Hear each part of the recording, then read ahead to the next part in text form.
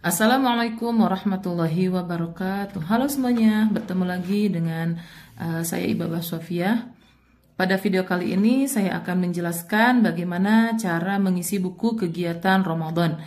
Buku kegiatan Ramadan ini diisi dengan kegiatan-kegiatan ibadah pada bulan Ramadan. Oke, kita langsung saja.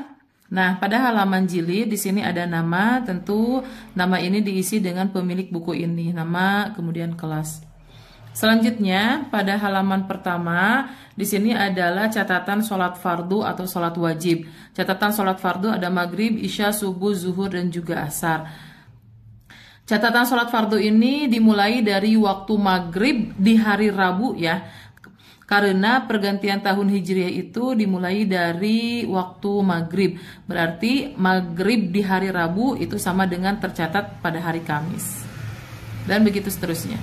Nah, pada waktu maghrib itu adalah waktu sholat pertama di tanggal 1 Ramadan. Nah, di sini ada B, ada M. B ini artinya adalah berjamaah. Kalau M ini artinya munfarid atau sholat sendirian. Nah, jika siswa melaksanakan sholat maghrib secara berjamaah, maka cukup dicontreng aja di bagian B atau berjamaah. Tapi jika melaksanakan sholatnya munfarid atau sendirian tanpa imam, maka silahkan dicek atau diceklis yang M. Cukup diceklis saja, tidak perlu ditanda tangan oleh imam. Selanjutnya yang kedua adalah catatan sholat malam atau sholat qiyamul lail ataupun sholat tarawih. Di sini nama-namanya sudah kami sediakan, sudah kami catat ya. Nah, dari ini sudah tersusun tanggal 1, nomor 1 sama dengan tanggal 1 Ramadan sampai dengan tanggal 30 Ramadan. Kalau sampai dengan tanggal 30 Ramadan. Nah, di sini jika siswa melaksanakan sholat malam, baik itu qiyamul lail ataupun tarawih, maka cukup dicontreng ya jika melaksanakan. Jika tidak melaksanakan, berarti tidak. Nah, jika melaksanakan, maka tempatnya di mana? Baik, nah ini tempatnya di mana? Ini diisi dengan tempat kamu melaksanakan. Misal, dilaksanakan di masjid apa gitu ya. Atau kalau misalkan dilaksanakan di rumah dengan keluarga, berarti boleh tempatnya di rumah.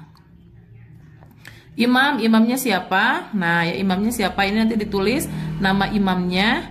Nah, lalu kemudian setelah selesai melaksanakan sholat tarawih, kalian membutuhkan paraf dari imam sholat tarawih atau sholat qiyamul lail. Ini diparaf oleh imamnya, jangan diparaf oleh sendiri. Boleh juga paraf ini selain oleh imam, boleh juga diparaf oleh orang tua. Jika pelaksanaan sholat qiyamul lail ataupun sholat tarawihnya dilaksanakan di rumahnya. Pada halaman selanjutnya ini ada absensi tholabul ilmi. Artinya adalah absensi kegiatan-kegiatan santri atau kegiatan siswa dalam rangka mencari ilmu. Nah, di sini ada kolom-kolom kosong, ya. Ini nomor, hari, ini kolom kosong. Kolom kosong ini nanti kalian isi dengan tempat kamu menuntut ilmu. Misal, menuntut ilmu di TKQ TPQ misalkan, di TKQ atau TPQ. Atau bagi kalian yang misalkan sekolah di Diniyah, boleh di Diniyah. Atau bagi kalian yang sekolahnya di sekolah MI atau SD misalkan, boleh di sini diisi dengan MI atau SD. Atau misalkan selain sekolah-sekolah formal juga sekolah non formal, seperti misalkan pengajian sore, ini juga boleh diisi dengan pengajian sore misalkan, atau pengajian subuh dan seterusnya. Nah, nanti ini ke bawahnya diisi atau diparaf oleh pengasuh atau pembimbing kita di tempat-tempat kita menuntut ilmu, baik itu di TKQ TPQ, di Diniyah, di MISD, ataupun di pengajian sore. Dan ini ya disesuaikan dengan di mana kalian menuntut ilmunya. Semakin banyak ya semakin bagus. Kalau misalkan hanya di satu tempat, udah aja di satu tempat. Kalau misalkan ada beberapa tempat, maka silahkan dicantumkan. Nah, ini akan terlihat seberapa aktif kalian menuntut ilmu pada bulan Ramadan. Ini juga bisa dijadikan sebagai penilaian nanti dari pihak pembimbing atau pihak guru. Lalu kemudian di sini ada catatan tadarus Quran. Catatan tadarus Quran di sini kami sediakan ada sekitar 3 halaman. Ya betul, Ada sekitar 3 halaman catatan tadarus Quran. Kenapa disediakan banyak begitu halaman? Karena dalam satu hari santri ataupun siswa boleh mencatat membaca Al-Quran itu maksimal atau paling banyak hanya 5 saja. Nah, kenapa 5? Ya, ini 5 ini diisi dengan waktu. Misalkan hari Kamis misalkan. Hari Kamis si Ahmad misalkan membaca Quran surat Al-Baqarah ayat 1 sampai 10 misalkan. Kapan waktunya? Waktunya adalah di waktu habis subuh misalkan. Setelah subuh. Nah, ini berarti diparaf ya. Oleh sendiri boleh atau oleh orang tua. Oleh sendirilah nggak apa-apa. Lalu kemudian masih pada hari Kamis di waktu zuhur juga dia melaksanakan. Nah, satu waktu sholat cukup mencatat 1 kali membaca Al-Quran. Bagaimana jika lebih dalam satu waktu sholat ini membaca Al-Qurannya misalkan lebih dari 1 kali, tetap terhitungnya ditulisnya 1 kali saja. Sehingga dalam satu hari itu maksimal atau paling banyak siswa atau santri mencatat membaca Al-Quran itu hanya sampai nomor 5 saja. Jika setiap waktu sholat dia membaca Al-Quran atau membaca Iqra kalau yang masih Iqra. Terus ya semuanya diisi sampai dengan ini lembar ketiga. Tuh.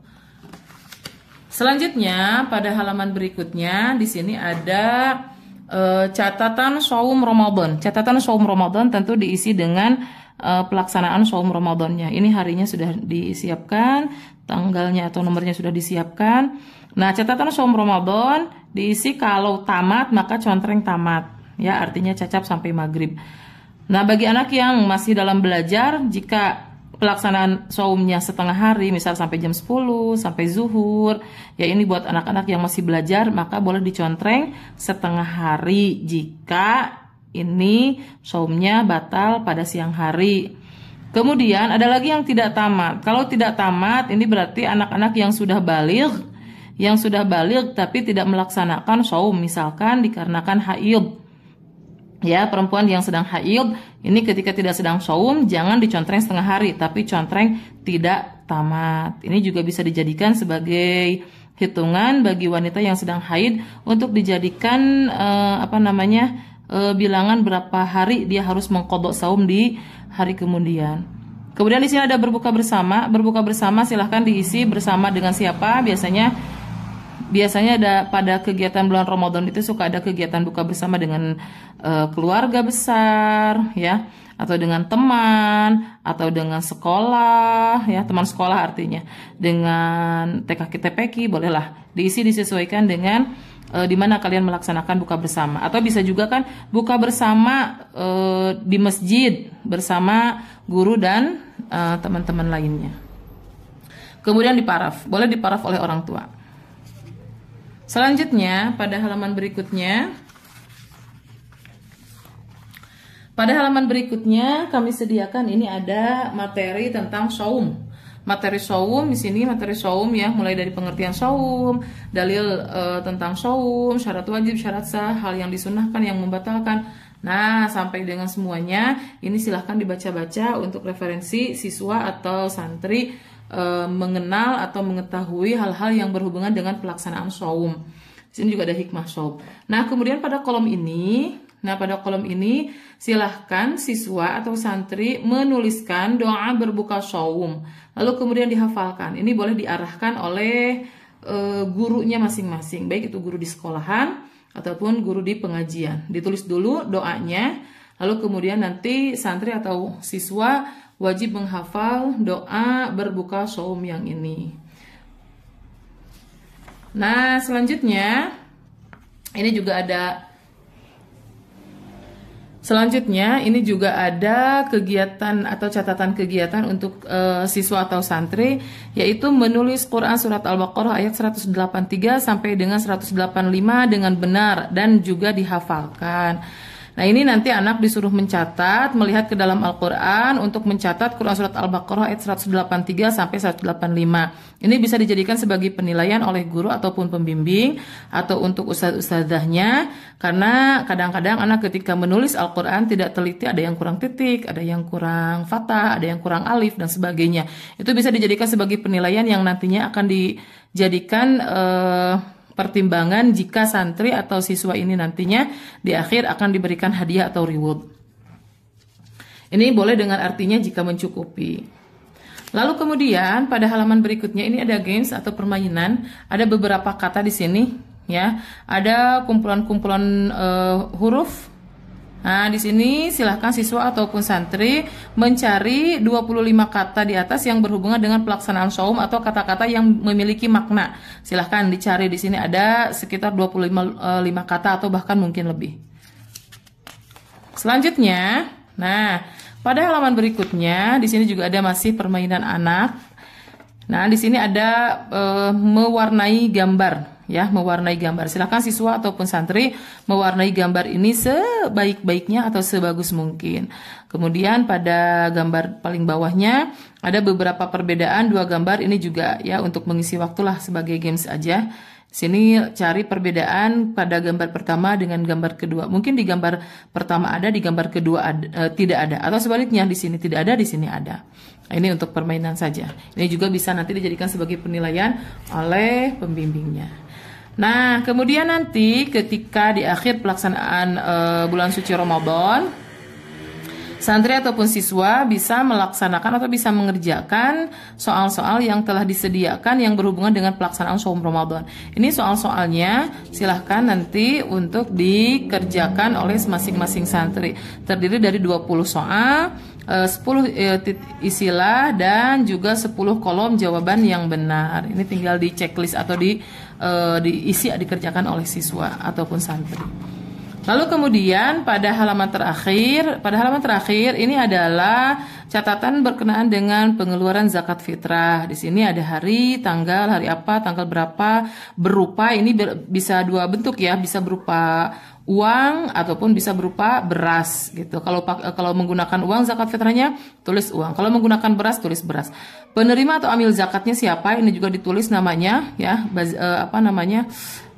amil zakatnya siapa ini ditulis. Kemudian diparaf atau tanda tangan. Siapa yang memparaf? Yang memparaf tentu adalah yang penerima atau amil zakat. Ini ditanda tangan oleh amil zakatnya.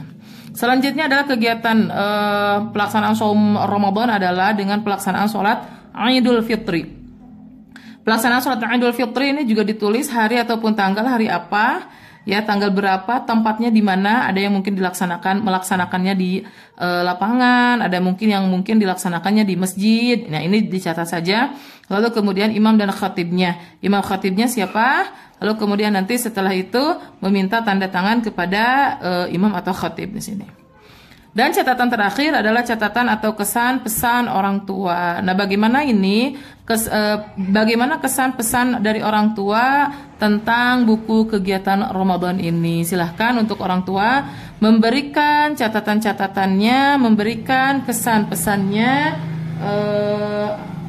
positif, kekurangan dan kelebihan dari buku ini. Atau jika ada hal-hal yang perlu dikoreksi, silahkan jika ada hal yang dikoreksi, maka bisa dicatat di catatan pesan orang tua. Nah, mungkin itu saja yang bisa saya jelaskan. Ini berkenaan dengan cara mengisi buku kegiatan Ramadan.